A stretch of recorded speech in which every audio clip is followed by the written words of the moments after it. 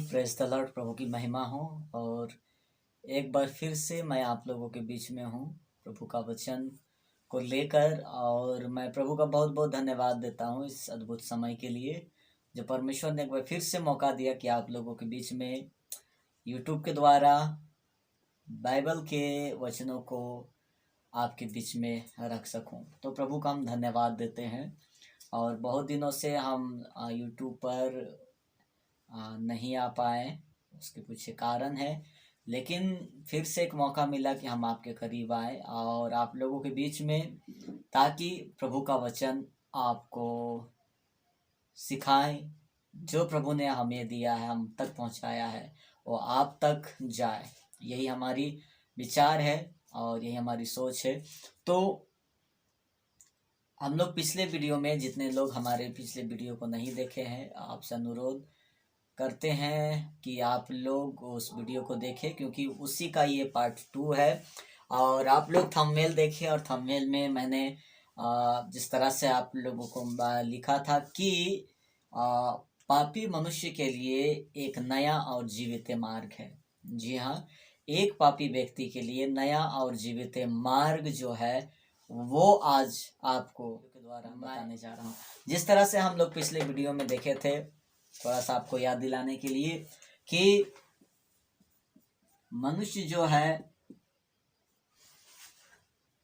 वो कैसा है, और एक परमेश्वर जो पवित्र है, पवित्र परमेश्वर, इन दोनों के बीच में एक बहुत बड़ी खाई है कि ये मनुष्य इधर से इधर नहीं जा सकता है, क्योंकि मनुष्य जो है वो पापी है। ये पापी मनुष्य है और परमेश्वर जो है पवित्र है। परमेश्वर की आज्ञा ये है, परमेश्वर की आज्ञा है, पहला पत्रस उसका 1:15 और 16 में लिखा है, जैसा तुम्हारा बुलाने वाला पवित्र है वैसा ही तुम भी पवित्र बनो। क्योंकि परमेश्वर का वचन है, आज्ञा है कि जैसा मैं पवित्र हूँ वैसा ही तुम पवित्र बनो। और मैंने पिछले वीडियो में मैंने बताया था कि इंसान अपने कर्मों के आधार पर कभी भी पवित्र नहीं हो सकता है, क्योंकि हम इंसान इस पृथ्वी पर पवित्रता तक हम लोग नहीं पहुंच सकते हैं। इसलिए नहीं पहुंच सकते हैं क्योंकि हमारा स्वभाव वैसा नहीं है। हमारा स्वभाव परमेश्वर के विरोध में है। हमारा शरीर, जिस शरीर में हम रहते हैं, वो शरीर में हमारा पाप भरा हुआ है, उस खून में पाप भरा हुआ है। ठीक है, इसलिए हम अपने कर्मों के कारण कभी भी हम धर्मी या कभी भी हम पवित्र नहीं बन सकते हैं, और हमारा मेल कभी भी परमेश्वर के साथ में नहीं हो सकता है। इसीलिए परमेश्वर और मनुष्य के बीच में एक बहुत बड़ी खाई है, जिसको भरना इंसान अपने कर्मों के कारण बहुत मुश्किल है। तो मैंने पिछले वीडियो में बहुत अच्छी तरीके से बताया है, समझाया है। अगर आप लोग नहीं देखे हैं तो आप लोग जाके जरूर देखिए। तो आज मैं आपसे आपके बीच में साझा करूंगा कि हम किस तरह से परमेश्वर के करीब या परमेश्वर के पास हम पहुंच सकते हैं। कौन सा ऐसा रास्ता है जो आपको धर्मी ठहरा सकता है, आपको बचा सकता है। याद रखिए, एक पवित्र परमेश्वर के पास में जाना है, एक पवित्र परमेश्वर के पास में जाना है। इन दिनों में मैंने कलीसिया के लोगों को इस बात को सिखाया कि परमेश्वर की समस्या यह है कि परमेश्वर की समस्या यह है कि परमेश्वर पवित्र है और उसको पाप से घिरना है। परमेश्वर को समस्या पाप से है, क्योंकि परमेश्वर पवित्र है। मनुष्य की सबसे बड़ी समस्या है परमेश्वर, क्योंकि मनुष्य पापी है और परमेश्वर पवित्र है। ठीक है, और इसीलिए उसको अपने आप को ठीक करने की आवश्यकता है, ठीक ठाक करने की जरूरत है, क्योंकि परमेश्वर पवित्र है। और एक पापी व्यक्ति परमेश्वर के पास में नहीं जा सकता है। किसी भी हाल में परमेश्वर उसको स्वीकार नहीं कर सकता है, क्योंकि जब परमेश्वर को पाप पसंद नहीं है तो पाप करने वाला कैसे पसंद होगा। जी हाँ, तो आज हमारे बीच में, आज आप लोगों के बीच में मैं उन विषयों को रख रहा हूं जिसके कारण आप या हम धर्मी ठहर सकते हैं या हम पवित्र हो सकते हैं। लेकिन बाइबल इसके विषय में क्या कहता है, परमेश्वर ने हमारे लिए कौन सा रास्ता निकाला है, मैंने ये रखता है। याद रखिए, परमेश्वर ने पुराने नियम में परमेश्वर ने व्यवस्था दिया था, वह व्यवस्था दिया था। व्यवस्था देने का परमेश्वर का कारण क्या था कि इंसान इस व्यवस्था को पूरा करे। और पुराने नियम में लोग व्यवस्था को जो पूरा करता था वही व्यक्ति होता था धर्मी, उसी को कहा जाता है धर्मी। लेकिन व्यवस्था देने के बाद भी मनुष्य व्यवस्था को नहीं पालन कर सका। व्यवस्था का मतलब होता है 10 आज्ञा जो परमेश्वर ने दिया था, 10 आज्ञा मूसा को, जो 10 आज्ञा पढ़ते हैं वो व्यवस्था, उसमें से कई आज्ञा को पालन किया गया लेकिन कई आज्ञाओं को तोड़ा गया। और हमारे और आपके बस में नहीं है कि हम व्यवस्था के उन 10 आज्ञा को हम क्या कर सके, हम मान सके, उनके पालन कर सके। क्योंकि बाइबल में व्यवस्था में ये लिखा है कि अगर 10 आज्ञा में से अगर एक आज्ञा भी अगर छूट जाए तो 9 आज्ञा हमारा व्यर्थ हो जाएगा। तो परमेश्वर ने व्यवस्था देकर भी देखा है और इंसानों को ये बताने के लिए व्यवस्था दिया कि तुमको परमेश्वर की कितनी आवश्यकता है, तुमको परमेश्वर की मार्ग की कितनी आवश्यकता है। तो आज मैं आप लोगों के बीच में बाइबल के कुछ वचनों को रखूंगा ताकि आपको पता चले कि परमेश्वर ने आपके लिए या हम सब के लिए कौन सा मार्ग तैयार किया है जिसके द्वारा हम धर्मी हो सकते हैं, हम परमेश्वर के पास में हम वापस जा सकते हैं। तो यहाँ पर परमेश्वर है, जैसा मैंने कहा था कि ये पवित्र परमेश्वर है। ये परमेश्वर जो है वो पवित्र है और मनुष्य जो है वो पापी है। ये पापी मनुष्य है और एक पवित्र परमेश्वर है। यहाँ पर परमेश्वर का कौन सा रास्ता है, परमेश्वर का ने मनुष्य के लिए कौन सा रास्ता तैयार किया है। परमेश्वर का कहना एक बार फिर से पतरस में, जैसा मैं पवित्र हूँ वैसा तुम पवित्र बनो। ठीक है, लेकिन अगर परमेश्वर ने हमसे कहा है, अगर आप पहला पतरस की 1 अध्याय को अगर पूरी रीति से अगर आप स्टडी कीजिएगा तो आपको पता चलेगा परमेश्वर ने कहा है जैसा मैं पवित्र वैसा तुम पवित्र बनो। लेकिन उसके बाद परमेश्वर ने उसका समाधान कि आप पवित्र कैसे हो सकते हैं, उसका रास्ता परमेश्वर ने पहले से ही तैयार कर रखा था, पहले से ही तैयार किया था कि हम और आप परमेश्वर तक पहुंच सके। और कोई दूसरा रास्ता नहीं है।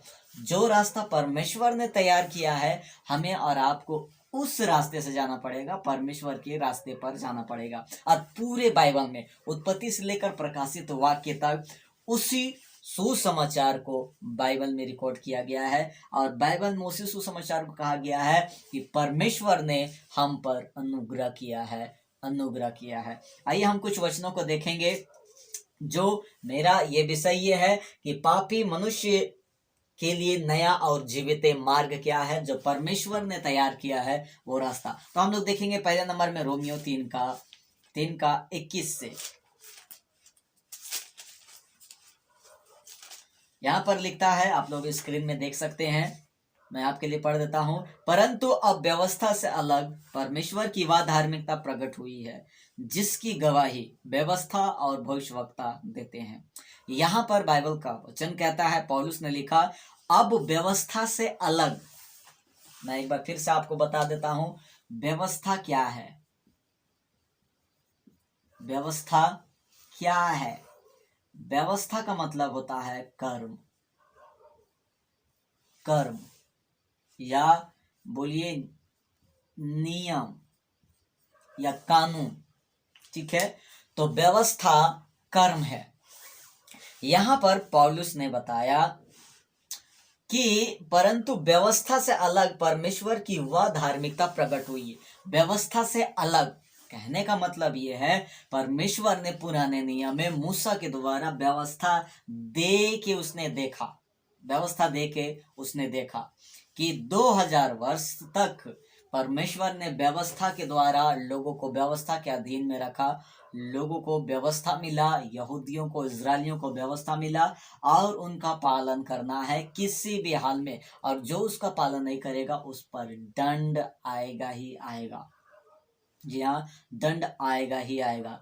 तो अगर आप पुराने नियम को अगर स्टडी कीजिएगा तो आपको पता चलेगा कि व्यवस्था कितनी कठोर है, व्यवस्था कितनी सख्त है। वो बाइबल बताता है नया नियम में कि व्यवस्था में कोई बुराई नहीं है, व्यवस्था पूरी तरह से पवित्र है, शुद्ध है और ठीक है, लेकिन मनुष्य जिस पर व्यवस्था दिया गया वो कमजोर है। तो यहाँ पर लिखा है परमेश्वर ने व्यवस्था दिया है। व्यवस्था का मतलब यह है कि आपको परमेश्वर के लिए कुछ करना है। एक लाइन पे आप सीखिए व्यवस्था का मतलब यह है कि एक मनुष्य को परमेश्वर के लिए कुछ करना है, ये होता है व्यवस्था का मतलब। व्यवस्था का मतलब एक बार फिर से कि व्यवस्था का मतलब कि मनुष्य परमेश्वर के लिए करेगा, ये होता है व्यवस्था का मतलब। लेकिन पुराने नियम में और हर एक धर्म में कुछ ना कुछ व्यवस्था, कुछ ना कुछ नियम है परमेश्वर के लिए करने के लिए। लेकिन यहाँ पर बाइबल लिखता है परंतु अब व्यवस्था से अलग परमेश्वर की वह धार्मिकता प्रकट हुई है जिसकी गवाही व्यवस्था देता है और भविष्यवक्ता भी देते हैं। एक बहुत सुंदर बात है, जिसकी गवाही को भविष्यवक्ता दे रहे हैं और व्यवस्था दोनों देते हैं। आगे अर्थात 22 पढ़ते हैं, अर्थात परमेश्वर की वह धार्मिकता, ध्यान से सुनिएगा, परमेश्वर की वह धार्मिकता जो यीशु मसीह पर विश्वास करने से सब विश्वास करने वालों के लिए है। अब ध्यान से सुनिएगा, यहाँ पर लिखता है अर्थात परमेश्वर की वह धार्मिकता। कौन सी धार्मिकता? परमेश्वर की वो धार्मिकता जो यीशु मसीह पर विश्वास करने से सब विश्वास करने वालों के लिए है। ये लिखा हुआ है यीशु मसीह पर विश्वास करने वाले। ध्यान से सुनिएगा,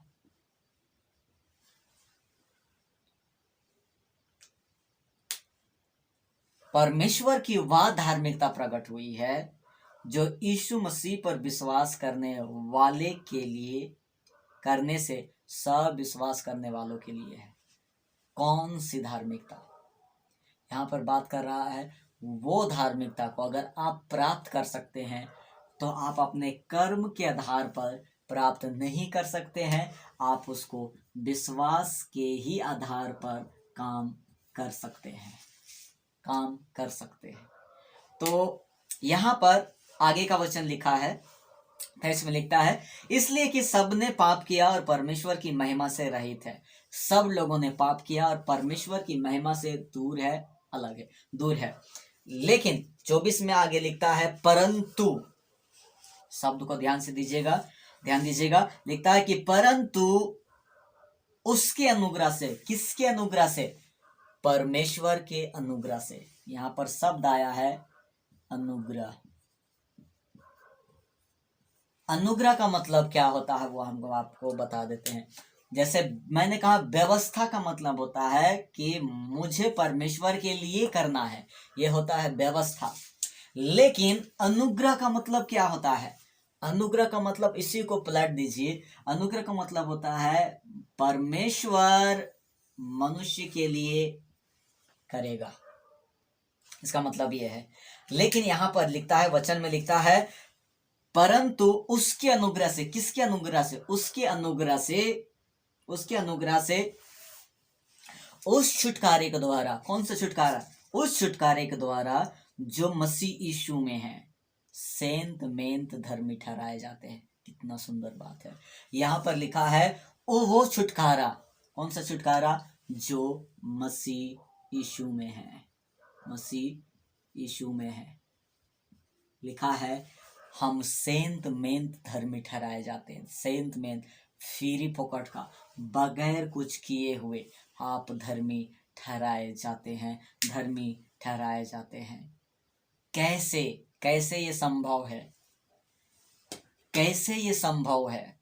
एक पापी व्यक्ति परमेश्वर के पास, एक पवित्र परमेश्वर के पास नहीं जा सकता है।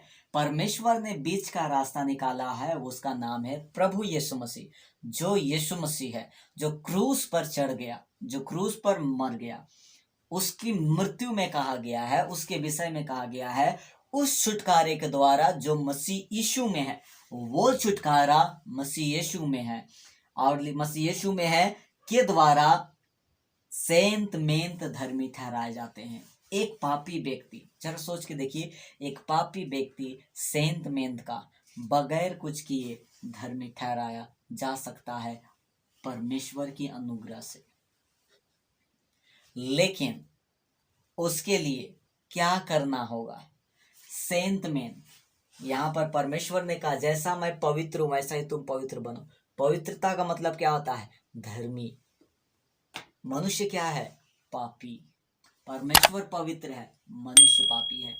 परमेश्वर धर्मी है, मनुष्य अधर्मी है। यहाँ पर परमेश्वर ने एक रास्ता मनुष्य के लिए निकाला है, वो रास्ता है सेंत मेंत धर्मी ठहराया जाना, वो है यीशु मसीह के द्वारा। कितना सुंदर बात है, यीशु मसीह के द्वारा आप सेंत मेंत धर्मी ठहराए जा सकते हैं, जा सकते हैं, बिल्कुल जा सकते हैं। धर्मी ठहरने का मतलब पवित्र ठहरना। ऐसा क्यों है? और आगे का वचन लिखता, आगे का वचन क्या कहता है? 25 हम पढ़ेंगे। लिखता है कि उसे परमेश्वर ने क्यों यीशु मसीह में छुटकारा है, क्यों यीशु मसीह में ही आप धर्मी ठहरते हैं, क्यों? आगे पढ़ते हैं। उसे परमेश्वर ने उसके लहू के कारण ऐसा प्रायश्चित ठहराया जो विश्वास करने से कार्यकारी होता है। ध्यान से सुनिएगा एक बार फिर से। उसे परमेश्वर ने उसके लहू के द्वारा, किसके लहू के द्वारा? मसीह यीशु के लहू के द्वारा। मसीह यीशु के लहू के द्वारा एक ऐसा प्रायश्चित ठहराया जो विश्वास करने से कार्यकारी होता है। इसका मतलब क्या है? आपको धर्मी ठहरने के लिए, मैंने कहा, व्यवस्था के आधार पर, अपने कर्मों के आधार पर कभी भी कोई भी व्यक्ति धर्मी नहीं ठहरेगा, कभी नहीं ठहरेगा। या आप हो, या हम हो, या दुनिया के कोई भी लोग हो, अपने कर्मों से, अपनी ताकत से, अपनी मेहनत से कभी भी वो धर्मी नहीं ठहर सकता है, पवित्र नहीं ठहर सकता है, क्योंकि मनुष्य के पास में वो ताकत नहीं है। लेकिन परमेश्वर ने आपके लिए एक अनुग्रह किया है। ये परमेश्वर का दान बोलिए, भेंट बोलिए, आपके लिए उपहार है कि आप सेंत मेंत धर्मी ठहराए जा सकते हैं। बस एक चीज करने के कारण, वो है विश्वास। वो है विश्वास। लिखा है उसके लहू के कारण ऐसा प्रायश्चित ठहराया जो विश्वास करने से कार्यकारी होता है। ये धर्मीपन, ये पवित्रता का मार्ग, ये एक नया और जीवित मार्ग आपको आपके कर्मों के आधार पर कभी नहीं मिलेगा। ये मिलेगा विश्वास के आधार पर, क्योंकि यीशु मसीह आज बलिदान नहीं हुआ है। यीशु मसीह आज से 2023 वर्ष पहले वो बलिदान हो चुका है।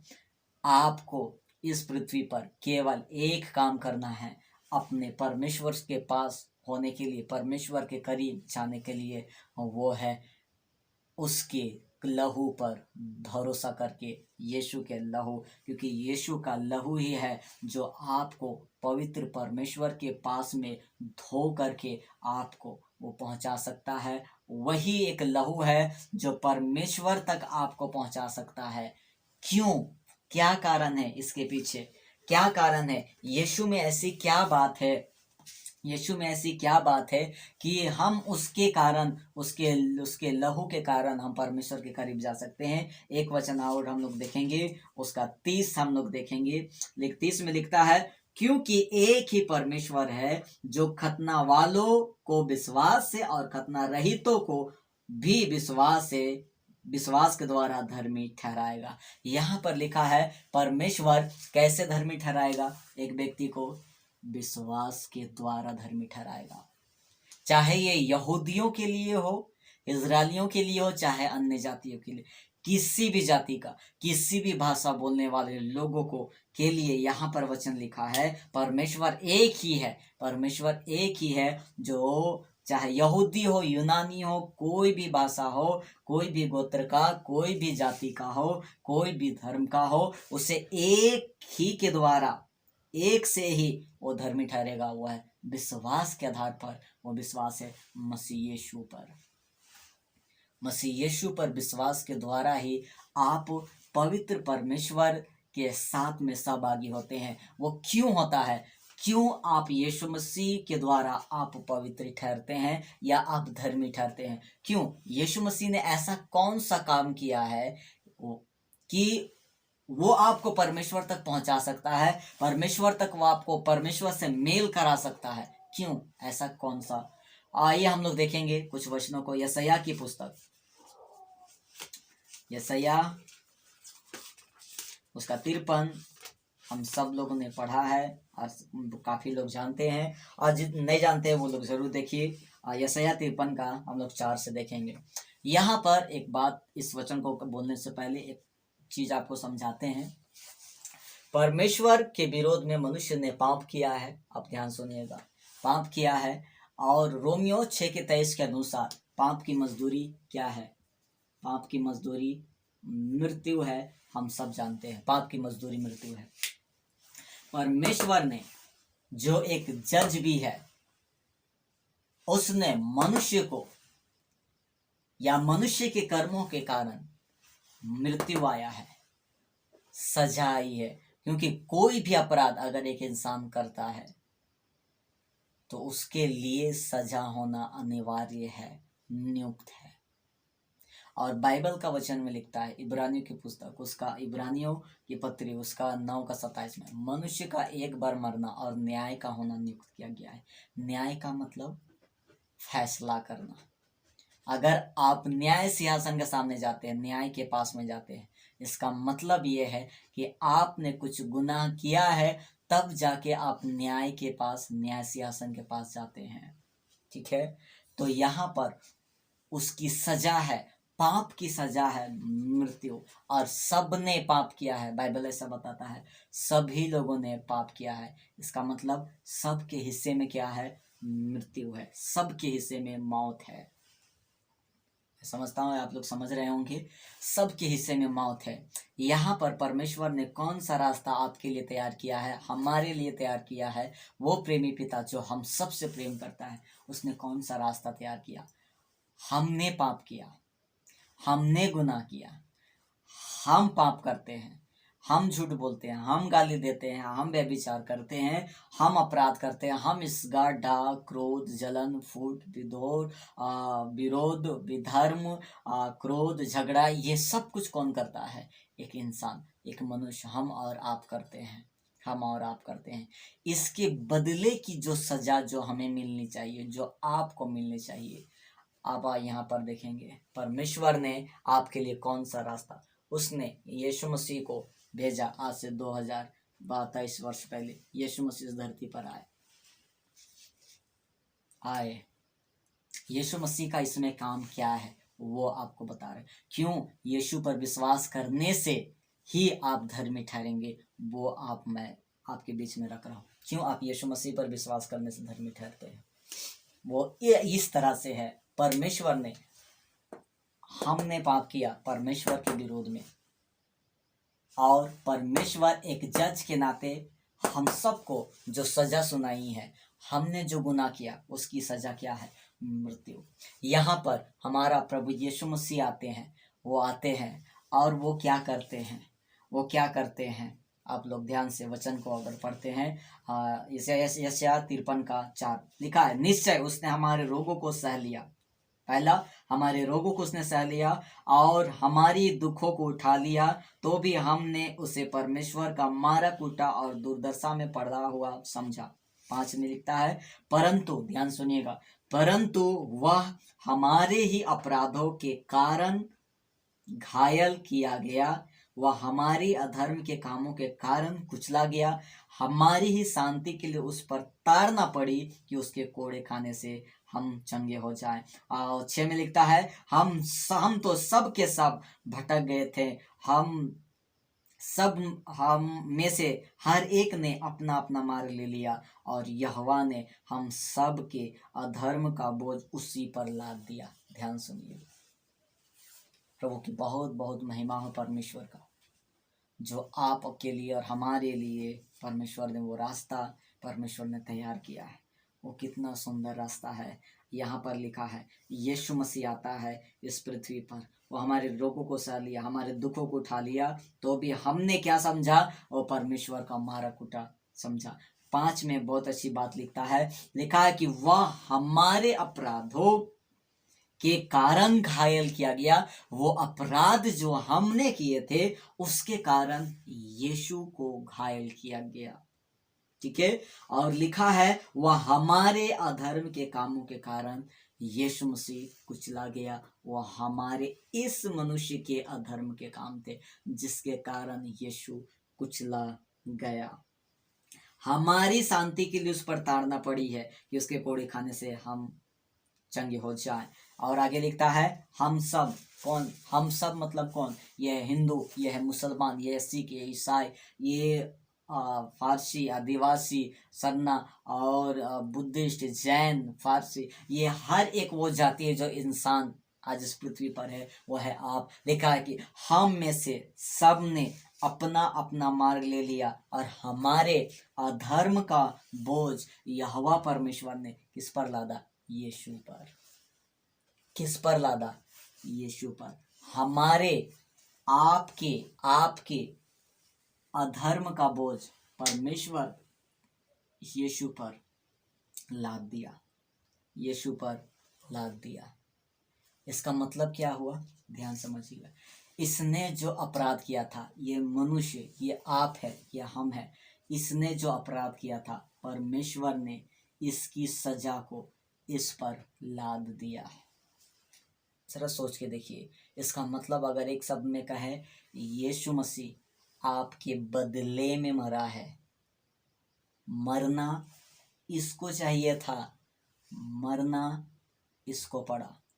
परमेश्वर ने आपके अधर्म का बोझ इस पर लादा है, इस मसीहा पर लादा है। मैं आपको जवाब दे रहा हूं, यीशु मसीह ही आपको धर्मी कैसे ठहरा सकता है? वो इस तरह से ठहरा सकता है, परमेश्वर ने आपके अधर्म का बोझ इस पर लादा है। एक वचन और इसी में हम लोग देखेंगे, उसका 10 में, तो भी यहोवा को ये भाया कि उसे कुचले, उसी ने उसको रोगी कर दिया। जब वह अपना प्राण दोष बलि करे तो वह अपना वंश देखने पाएगा, वह बहुत दिन जीवित रहेगा, उसके हाथ से यहोवा की इच्छा पूरी हो जाएगी। इतना सुंदर बात है, परमेश्वर की इच्छा यीशु मसीह ने पूरा किया है। परमेश्वर को यीशु मसीह ने संतुष्ट किया, उसकी इच्छा को पूरा किया है। यहाँ पर लिखा है यहोवा परमेश्वर को भाया कि लोग उसके कुचले। जब यीशु क्रूस पर चढ़ रहा था, जब यीशु को कांटों का मुकुट, जब उसको मारा जा रहा था, उसको अपमानित उस पर थूका जा रहा था, यहाँ पर लिखता है यहोवा को ये भाया, यहोवा को ये अच्छा लगा कि लोग उसे क्या करे? कुचले। उसी ने, किसने? परमेश्वर ने ही उसे रोगी कर दिया। जब वो इसलिए कि जब वह प्राण दोष बलि करे तो वह अपना वंश देखने पाएगा। कौन देखने पाएगा? परमेश्वर अपना वंश को वो देखने पाएगा। इसके प्राण बलि से, इसके दोष बलि से परमेश्वर अपने वंशज को देखने पाएगा। जरा सोच के देखिए, परमेश्वर आपसे कितना प्रेम करता है। वो अपना एक लौता निज पुत्र को भी आपके लिए, इस पापी मनुष्य के लिए कुर्बान करने के लिए तैयार है, ताकि ये कुर्बान हो जाए तो परमेश्वर आपको देख पाएगा, अपना वंश को वो क्या करेगा? वो देख पाएगा। ये बहुत ही सुंदर बात है। परमेश्वर ने आपके जगह इस पर आपके सारे क्रोध, जो क्रोध परमेश्वर ने मनुष्य के प्रति किया था, क्योंकि मनुष्य ने पाप किया, मनुष्य ने बुरा किया, लेकिन जो भी क्रोध का हिस्सा था परमेश्वर ने यीशु मसीह पर अपना पूरा गुस्सा उंडेल दिया ताकि आप और हम बच जाए। एक वचन और हम लोग देखेंगे, दूसरा कुरिन्थियोस का 5:21।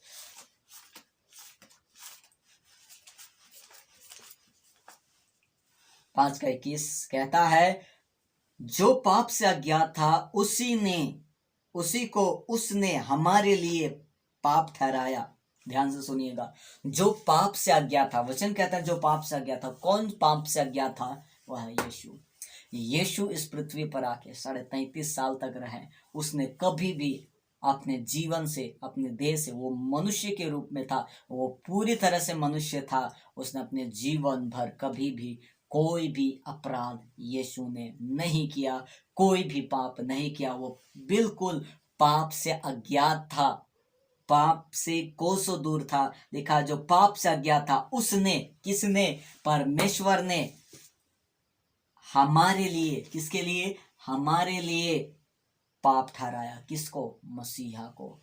मसीह को उसने पाप ठहराया। क्यों ठहराया? जो पाप से अज्ञात था उसको परमेश्वर ने जो पाप से अज्ञात था परमेश्वर ने उसी को पाप ठहराया। क्यों? ताकि आगे लिखता है कि हम उसमें होकर परमेश्वर की धार्मिकता बन जाए। कितनी सुंदर बात है। प्रभु का बहुत बहुत धन्यवाद हो। ताकि हम उसमें होकर, किसमें? हम मसीह में होकर परमेश्वर पिता की क्या बन जाए? परमेश्वर पिता की हम बन जाए धार्मिकता बन जाए। मसीह में होकर हम परमेश्वर पिता की धार्मिकता बन जाए, उसकी हम धार्मिकता बन जाए। तो यहाँ पर मैंने जिस तरह से पिछले बार कहा, इंसान अपने कर्मों के कारण कभी भी पवित्र नहीं ठहर सकता है, क्योंकि इंसान का काम यशायाह की पुस्तक के अनुसार मैले चित्रों के समान है। आप यहाँ पर परमेश्वर ने वो मार्ग निकाला है जो व्यवस्था से बिल्कुल, कर्मों से बिल्कुल अलग है। वो केवल मात्र विश्वास के आधार पर ही एक व्यक्ति धार्मिकता को प्राप्त कर सकता है। एक व्यक्ति पवित्रता को प्राप्त कर सकता है मात्र विश्वास के आधार पर। याद रखिए, ये हमारे और आपके कर्मों के कारण नहीं होगा, ये यीशु के कर्मों के कारण होगा, जो उसने किया है उसके कारण। एक वचन और हम लोग देखेंगे, इफिसियों की पुस्तक उसका 2:8। इफिसियों 2:8। यहाँ पर क्या लिखता है? पौलुस ने यहाँ पर लिखा, इफिसियों की कलीसिया के लोगों को लिखा है, क्योंकि विश्वास के द्वारा अनुग्रह ही से तुम्हारा उद्धार हुआ है। कैसे उद्धार हुआ है? विश्वास के द्वारा। लिखता है कि विश्वास के द्वारा अनुग्रह ही से तुम्हारा, किसका? आपका, हम सब का उद्धार हुआ है विश्वास के द्वारा। और लिखता है कि यह तुम्हारी ओर से नहीं, ये हमारी ओर से नहीं, ये आपकी ओर से नहीं, परंतु ये परमेश्वर पिता का दान है। ये परमेश्वर पिता का दान है। एक बार फिर से बोलते हैं, ये परमेश्वर पिता का दान है। मुझे एक वचन याद आ रहा है जो रोमियो में उसका 6:23 में लिखा गया है, जिसमें कहा गया है, क्योंकि पाप की मजदूरी तो मृत्यु है। उससे आगे पढ़िएगा, परंतु परमेश्वर का वरदान हमारे मसीह यीशु में अनंत जीवन है। हमारे मसीह यीशु में अनंत जीवन है। एक बार फिर से, हमारे मसीह यीशु में अनंत जीवन है, और यह हमारी ओर से नहीं वरन ये परमेश्वर का दान है। और आगे 9 में लिखता है, और न कर्मों के कारण ऐसा ना हो कि कोई मनुष्य घमंड करे। ऐसा ना हो कि कोई व्यक्ति परमेश्वर के आगे घमंड करे, परमेश्वर के आगे कहे कि परमेश्वर, ये तो हमारे कर्म है, मैं अपने कर्म के कारण मैं धर्मी ठहरा हूँ। मैंने ये किया था, मैंने ऐसा किया था, मैंने वो किया, मैंने ऐसा किया, मैंने बहुत किया, ऐसा किया, तब जाके हम आज धर्मी ठहरे हैं। ये मनुष्य की घमंड इंसान ना करे, इसलिए परमेश्वर ने मनुष्य को घमंड करने की जगह नहीं दिया। Praise the Lord. प्रभु की बहुत बहुत महिमा हो। परमेश्वर ने ये दान के रूप में हमारे लिए किया। हमारे पास में कोई और दूसरा रास्ता नहीं है। हम अपने आप को शुद्ध ठहराए, पवित्र ठहराए, ये हो नहीं सकता है।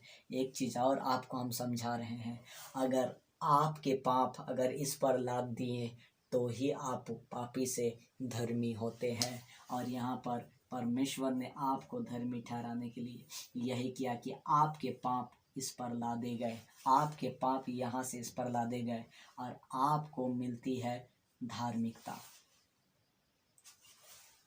आपके पापों को यीशु ने लिया, ध्यान सुनिए, और अपनी धार्मिकता को आपको दिया। ये बहुत आदान प्रदान है, बदलाहट है। ये मैं तुम्हें देता हूं, तुम मुझे दो, वैसा वाला है कि मनुष्य के अपराध इस पर आ गए और इसकी धार्मिकता इस पर आ गए। अब आपको कोई भी कानून आपको धर्मी अपराधी नहीं ठहरा सकता है। क्यों? क्योंकि आपके पाप इस पर लाद दिए गए हैं, आपके गुनाह की सजा इस पर ला दी है। परमेश्वर ये नहीं करेगा कि यीशु को भी क्रूस पर चढ़ाए और आपको भी दंड दे। परमेश्वर ऐसा नहीं कर सकता है। इसलिए नहीं कर सकता है क्योंकि यीशु ने आपके पापों को अपने ऊपर लिया है। लेकिन ये कब तक होगा? जब तक आपका विश्वास प्रभु पे रहेगा, तब तक। घमंड करने की कोई जगह नहीं है। घमंड मत मारिए। घमंड करने की कोई जगह है ही नहीं कि हम घमंड कर सके कि ये मेरे कर्मों के कारण है, मैंने ऐसा किया, मेरे बदौलत ऐसा हुआ है। ये बिल्कुल गलत है, बिल्कुल गलत है। एक वचन हम और देखेंगे, इफिसियों 2:13 में क्या लिखता है? लिखता है, पर अब मसीह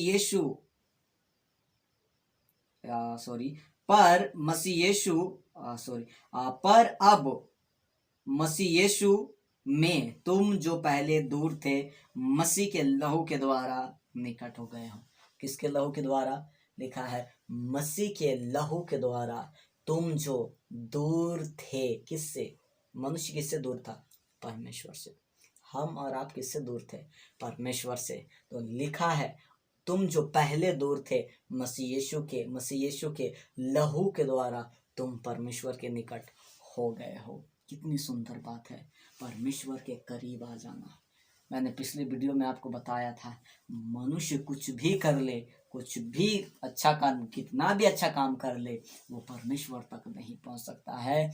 क्यों नहीं पहुंच सकता है? क्योंकि परमेश्वर को पूरी तरह से शुद्धता चाहिए। अगर आप यहाँ पर परमेश्वर का अभी भी करीब आना चाहते हैं, एक सवाल यहाँ पर आता है, क्या यीशु मसीह ने सबके लिए लहू बहाया है? क्या सब लोग धर्मी ठहर गए हैं? सवाल ये है। तो मैं कहता हूं नहीं, सब के सब धर्मी नहीं ठहरेंगे। और नहीं है। क्यों नहीं है? वो इसलिए नहीं है क्योंकि लहू कैसे काम करता है? विश्वास करने से कार्यकारी होता है।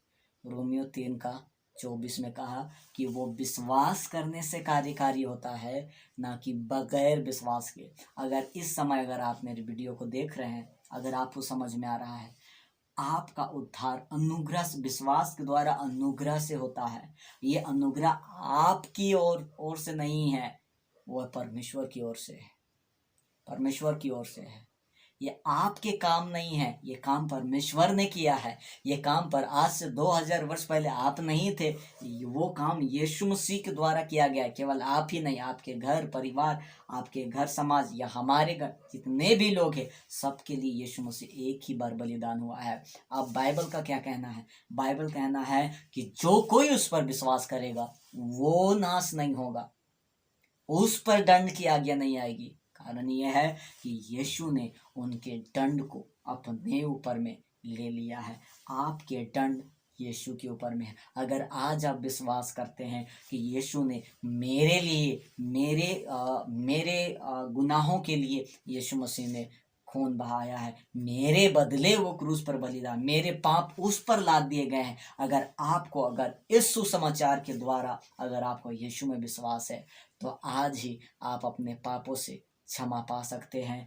आप उद्धार पा सकते हैं। आज ही उद्धार हो सकता है अगर आप यीशु को प्रभु जानकर अंगीकार करें और मन में ये विश्वास करें कि परमेश्वर ने उसे मरे हुए में से जिलाया है। आपका उद्धार निश्चित है, निश्चित है। तो जितने लोग हमारे वीडियो को देखे, बहुत बहुत धन्यवाद। आपसे फिर कह रहे हैं, ये अपने कर्मों के ताकत से, अपने कर्मों से कभी भी आप धर्मी नहीं हो सकते हैं। आपको परमेश्वर का रास्ता अपनाना पड़ेगा। जो रास्ता परमेश्वर ने तैयार किया वो पूरी तरह से सरल है। उसमें बस एक विश्वास के आधार कि हाँ, अगर आज आप विश्वास करते हैं, आपको उद्धार अभी मिल सकता है, आज मिल सकता है। और अगर आप इसको इनकार करते हैं तो उसके बाद आपके लिए कोई रास्ता, कभी भी कोई रास्ता नहीं। आपके लिए बस एक ही चीज़ है, वह है मृत्यु, और मृत्यु के बाद न्याय का होना आपके लिए नियुक्त है। तो परमेश्वर का बहुत बहुत धन्यवाद देते हैं।